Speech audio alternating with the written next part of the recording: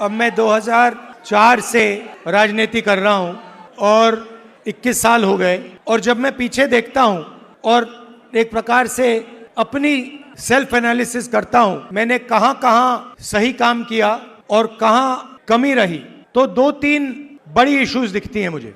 जमीन अधिग्रहण बिल किया, मनरेगा किया, भोजन का अधिकार किया, ट्राइबल बिल, न्यामगिरी की लड़ाई लड़ी, ये काम मैंने सही किया। अगर मैं थोड़ा पीछे को देखता हूं तो मुझे एक बात बिल्कुल क्लियर दिखती है कि एक चीज में मेरी कमी रही थी। क्या थी? जो ओबीसी वर्ग है उसका जिस प्रकार से मुझे प्रोटेक्शन करना था मैंने नहीं किया। मेरी रिग्रेट क्या है कि अगर मुझे आपकी हिस्ट्री के बारे में, आपकी इश्यूज के बारे में थोड़ा सा भी ज्यादा मालूम होता, मैं तभी जाति जनगणना करा देता।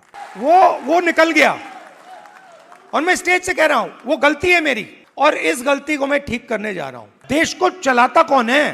देश को उसकी, किसी भी देश को उसकी उत्पादक शक्ति चलाती है। और देश में मेन सवाल ये उठता है कि अगर उत्पादक शक्ति देश को कुछ दे रही है, भोजन देती है, औजार देती है, ये इमारतें देती हैं, तो उस शक्ति को अपने खून पसीने के लिए देश क्या देता है? आप मेरी बहन से पूछो, कभी मिलोगे तो पूछना, अगर कभी राहुल ने किसी चीज के बारे में मन बना लिया तो उस बात को वो छोड़ेगा या नहीं छोड़ेगा? वो पूछ लो उससे। मैं नहीं छोड़ने वाला। आप ये मत सोचो कि मैं जाति जनगणना की बात करना हूं। जाति जनगणना तो पहला कदम है। मेरा लक्ष्य है कि उस उत्पादक शक्ति को हिंदुस्तान में रिस्पेक्ट और हिस्सेदारी मिले। आप राहुल गांधी बोलते रहते हो, मगर राहुल गांधी, आपकी शक्ति के बिना राहुल गांधी कुछ नहीं है।